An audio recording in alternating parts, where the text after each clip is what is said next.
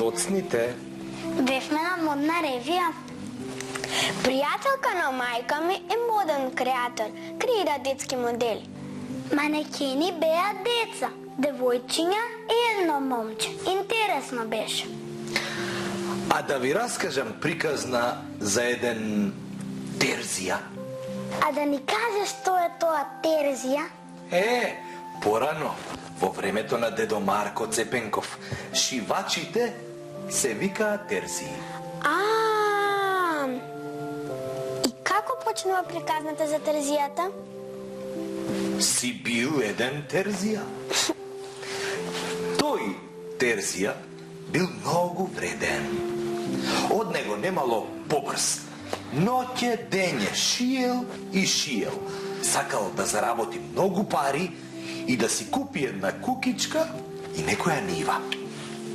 Еден пазарен ден царот излегол да шета низ чаршијата и како што минувал покрај дуќаните, сите дуќанџи излегувале, го поздравувале, му се поклонувале.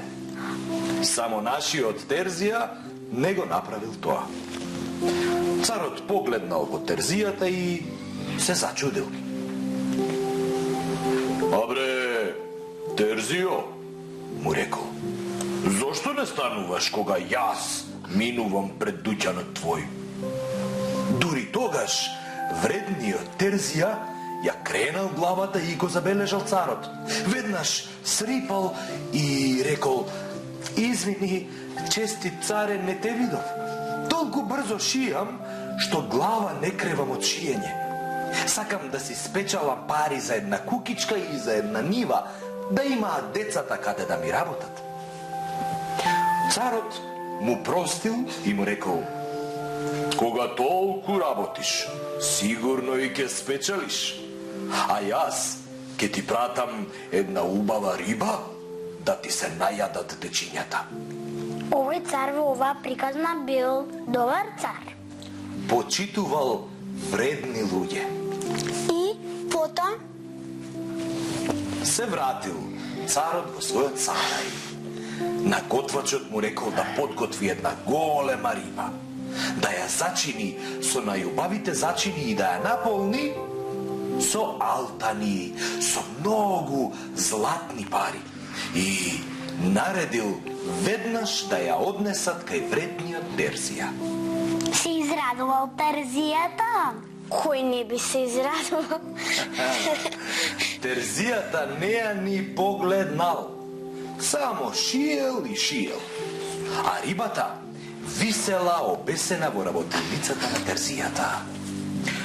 Еден пријател на терзијата ја видел рибата и извикал: браво, мајсторе, таков те сакам. Доста јадеше лебисол и ти рибче треба да пробаш. Леле, колку е голема, можеш и на 2 пати да си ја приготвиш. Море, пријателе, кај сум јас за риба? Туку ми ја дадоа на подарок. Еве, чекам некој да ја посака па да му ја продадам. Одговорил терзијата, гледајки во иглата и во конецот. Ќе ја продаде рибата полна со пари. Пријателот ја платил рибата и си ја однел дома. Кога ќе види, што ќе види? Во рибата имало едно чудо алтани, цело богатство. Човекот бил пресреќен. Си ги зел парите, а од рибата си направил многу убава гозба.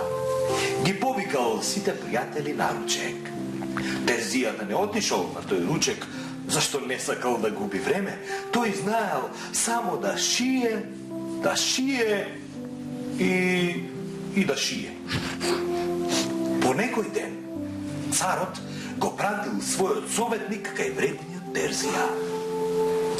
Еј, вреден терзио, царот ме прати да те прашам дали беше сладка рибата што ти ја прати? Учтиво прашал советникот. Ами, од кај да знам јас? Рекол терзијата, шиејки, не кревајки го погледот. Јас му ја продадов рибата на еден мој пријател И sa парите си купив многу убави работи за по дома.